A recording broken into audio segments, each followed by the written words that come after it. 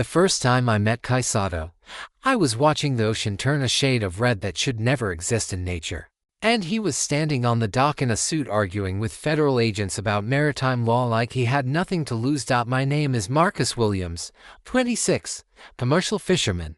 I've been working the San Diego coast for 5 years, started young, got my commercial license at 21, built a reputation for knowing the waters better than the charts do. My boat is the Meridian, a 42-foot seiner that I co-own with my uncle. I know every reef, every current, every seasonal migration pattern of the fish that keep my bank account solvent. What I didn't know was how to handle a red tide that turned the ocean into a toxic soup. The bloom started 4 days ago. The water turned red, actually red, like someone had dumped paint into the Pacific. Red tide algae, Carenia brevis, the kind that produces domoic acid, the kind that kills fish by the thousands and makes shellfish poisonous to humans, the kind that shuts down commercial fishing. The Coast Guard closed the entire southern sector by Thursday morning. 75 square miles, completely closed. My fishing zone, my income, my entire summer season gone. I should have seen it coming. The water temperature had been off for weeks. The phytoplankton counts were rising, but I'd been too focused on meeting quota to pay attention to the warning signs. That's the problem with being a fisherman. You can know everything about the ocean and still miss the moment it's about to destroy you. By Thursday evening, I was sitting in my boat, watching the water glow with that sickening bioluminescent green, knowing that I'd just lost approximately $30,000 in potential income and had no idea when fishing would reopen. That was when the Coast Guard showed up. They came alongside the Meridian with official capacity, checking boats, making sure nobody was trying to fish in the closed zone. I wasn't fishing, I was just sitting in my boat, angry and broke until I heard the shouting from the dock. A man was arguing with Coast Guard officers. He was wearing a suit, an actual suit, in the middle of the ocean during a red tide emergency, and he was waving papers at the officers like they contained the secrets of the universe. You can't implement a closure this broad without following federal procedure. The man was shouting, Environmental Impact Statement, Endangered Species Act consultation, California Coastal Commission notification. You did none of those things, sir, one of the officers said. This is a public health emergency. The algae bloom is toxic. I understand the bloom is toxic, but the solution isn't to close an entire ecosystem without environmental review. He was walking back and forth on the dock, papers fluttering in his hands. There are sea turtles nesting in this zone. Critically endangered sea turtles. You're disrupting breeding season without consulting Fish and Wildlife Service. The officer looked tired. Sir, I'm going to need you to step back from the vessel. I'm a marine environmental attorney representing the Pacific Coast Conservation Alliance. And I'm telling you that this closure violates federal statutes that require. I didn't catch the rest because someone was already escorting him away from the dock. But I made a mental note, whoever that was. He clearly knew something about the ocean that most people didn't, and he cared enough to argue with the federal government about it while wearing a suit. I was wrong to think that was the end of it. The next morning, the Fishermen's Union called a mandatory meeting. Every commercial fisher on the San Diego coast was supposed to show up to discuss strategy. I expected the usual suspects, my uncle, the other sane boat captains, maybe a representative from NOA to tell us how long the closure would last. I did not expect to see the man in the suit sitting at the front table. This is Sato, the union rep said, introducing him. Marine environmental attorney, Pacific Coast Conservation Alliance. Apparently, we have options. Kai stood up. He was tall, maybe 5'10", with sharp features, intelligent dark eyes, and a scar on his right cheekbone that suggested a history involving either an accident or someone with excellent reason to punch him. He was Japanese-American, wearing a blue button-down and khakis that somehow managed to look both casual and professional at the same time. I'm not going to lie to you, Kai said, which was an interesting way to start. The red tide closure is legitimate. The toxin is real, the danger is real, and the Coast Guard had authority to close water to protect public health. That part is legal and necessary. He let that sink in. Several fishermen shifted in their seats. What's not legal, Kai continued, is how they implemented it. The closure zone is too broad. It covers areas that are protected by thermal boundaries, water that doesn't mix with the contaminated zone, And there's a secondary issue. The closure zone overlaps with critical sea turtle nesting habitat. Federal law requires consultation with Fish and Wildlife Service before you implement actions that could harm endangered species. The Coast Guard didn't consult. So what are we saying? My uncle asked. He was skeptical. Most fishermen are when lawyers show up. We can't fish in toxic water. Even if the closure is technically illegal, we can't fish.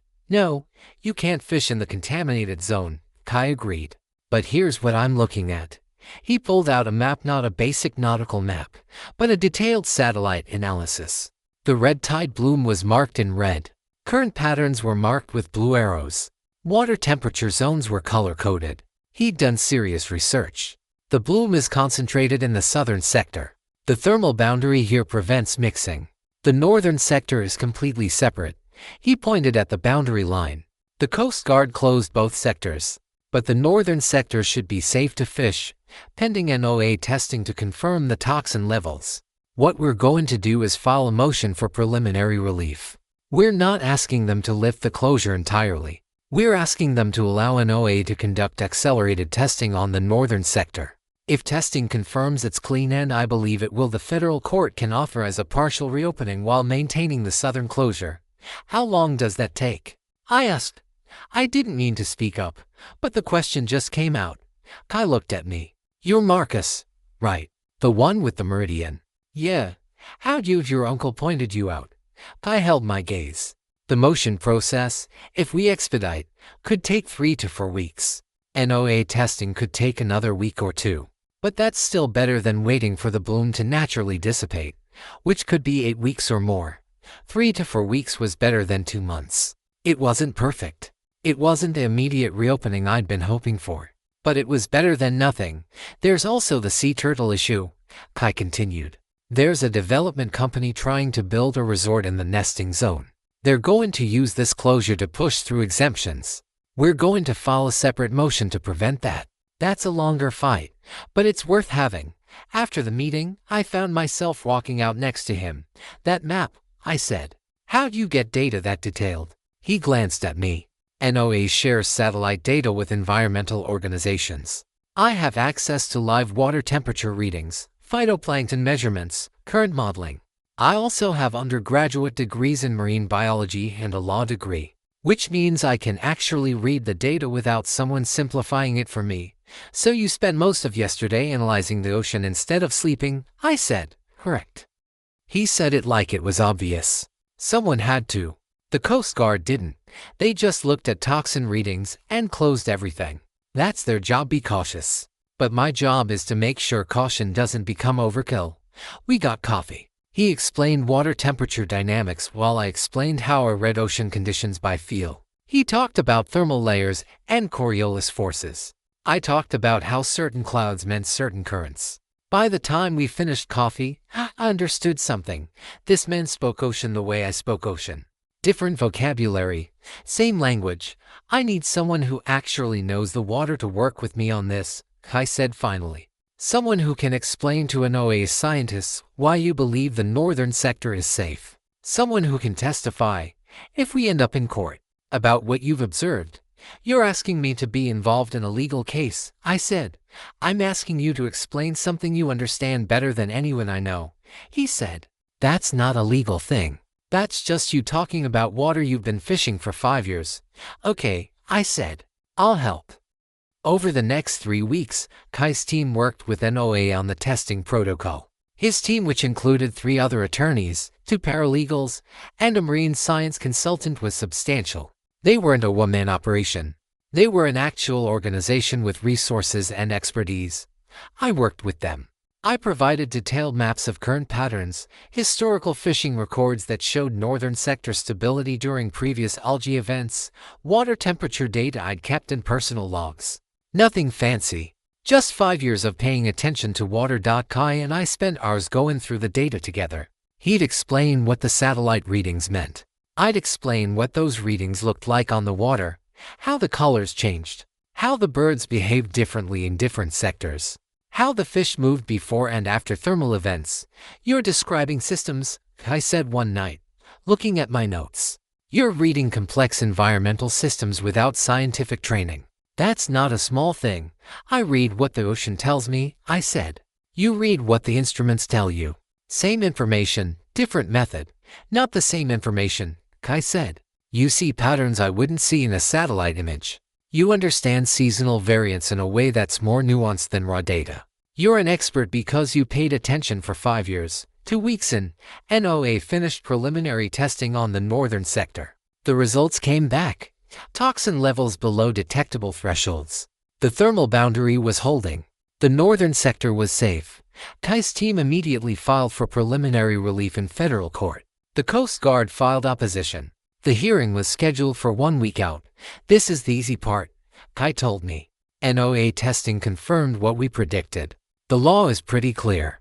The Coast Guard didn't follow procedure for a closure that affects endangered species habitat. We're going to win. But I could hear the hesitation in his voice. But federal judges have discretion. If the judge is conservative or worried about liability or just having a bad day, he could still rule against us. And if he does, we're back to waiting months for the bloom to clear naturally. The night before the hearing, I found Kai in his office alone. It was late past midnight. He was staring at case files like they'd personally offended him. You need to sleep, I said. I'm running scenarios, he said, thinking about what arguments the Coast Guard will make, what the judge might be concerned about, what I might have missed. I walked over, took the documents out of his hands, and kissed him. It wasn't strategic. It wasn't planned. It was just this man had been fighting for 3 weeks straight to save an ocean he didn't fish in and sea turtles he'd never meet. And he was terrified it wouldn't be enough. And I wanted him to know that regardless of what the judge decided, the effort itself mattered. He kissed me back like he'd been waiting for this. Like he'd recognized something in me too, the dedication, the attention to detail, the refusal to accept that things had to be broken. I can't promise the judge will rule in our favor, he said when we broke apart. I'm not asking you to, I said. I'm asking you to sleep. You're useless to anyone if you collapse. So we fell asleep on his office couch, curled together between legal documents and satellite imagery, with the weight of 3 lawsuits resting on decisions we were about to make. Federal court. Wednesday morning, 09 hours. The courtroom had maybe 20 people in it. Kai's team, Coast Guard representatives, a lawyer for the development company who wanted to build the resort. No press, no public gallery. Just people who understood that this was about systems and procedures and whether the government followed its own rules. I testified for 40 minutes. I explained current patterns. I explained why I believed the northern sector was thermally isolated. I explained that I'd been fishing these waters for 5 years and watched them change with seasons and storms and algae blooms. I explained that based on everything I'd observed, the northern sector was safe. The Coast Guard's lawyer cross-examined me. He was professional, not hostile, but he did exactly what Kai had warned me about. He pointed out that I had no formal scientific training, that I had a financial incentive for the closure to be lifted, that observation isn't the same as measurement. Kai didn't jump in with emotion. He stood up and presented the court with NOAA's test results. He presented current modeling. He presented the legal framework that required environmental consultation. He presented a clear, technical argument that the Coast Guard hadn't followed procedure. Mr. Williams's observations are consistent with every scientific measurement we have, Kai told the judge. That consistency is what matters. He's not guessing. He's reporting what he's observed over 5 years of working in this specific water. The judge took 2 days to rule. The Coast Guard closure was implemented without following required consultation procedures, the judge said in his written opinion. Additionally, NOAA testing indicates the northern sector is safe for fishing. However, in the interest of caution regarding public health, we require ongoing NOAA monitoring of the northern sector for the duration of the closure in the southern sector. The northern sector is reopened effective immediately. Northern sector back open. Ongoing monitoring.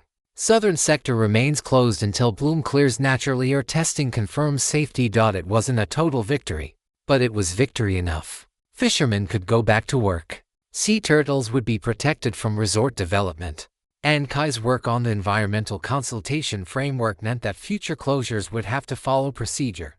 After the verdict, Kai took me to a restaurant overlooking the ocean. We sat at a table where we could see both the red-tinged southern sector and the clean northern sector, the proof that systems can be understood and managed if someone cares enough to try. Thank you, Kai said, for testifying, for understanding water the way you do, for kissing me in my office at midnight. The last one wasn't professional, I said. No, he said. That's why I'm in love with you. I set my fork down. That's fast, is it? He was looking at me intently. You've been understanding ocean systems for 5 years.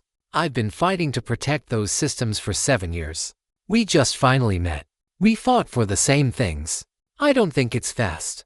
I think it's been inevitable since the moment I saw you on your boat wondering why the water was dying. 3 months later, NOAA confirmed the bloom was clearing. The southern sector reopened. The Coast Guard issued new procedure guidelines that required environmental consultation. The development company redesigned their project to avoid the nesting zone. Kai was already working on his next case, something about whale migration patterns and shipping lanes. He asked me to help, asked me to observe, to document, to use the same skills I used to understand fish movement to understand whale movement. We were sitting on the Meridian, watching the sunset over clean water, when he said, I know I ask you a lot. To testify, to help with cases, to leave fishing to work on environmental stuff. I want you to know you don't have to say yes. Your life doesn't have to revolve around my cases. It doesn't revolve around your cases, I said. It revolves around the ocean. Your cases just happen to be fighting for the same thing I'm fighting for. Which means I took his hand. It's not a sacrifice to help. It's just us doing the same work in different ways. The first time I met Sato, he was arguing with the Coast Guard about maritime law in the middle of a red tide. And I knew he understood something about the ocean that most people didn't. But I didn't know he was dangerous in the way that mattered, dangerous to systems that ignore environmental law. Dangerous to people who tried to hide behind procedure. Dangerous to anyone who tried to make him compromise on what was right. By the time the ocean cleaned itself and the lawsuits resolved and the sea turtles started laying eggs again, I understood that I'd fallen for someone who cared about the world more than he cared about being comfortable. And I decided that was exactly the kind of person I wanted to spend my life with.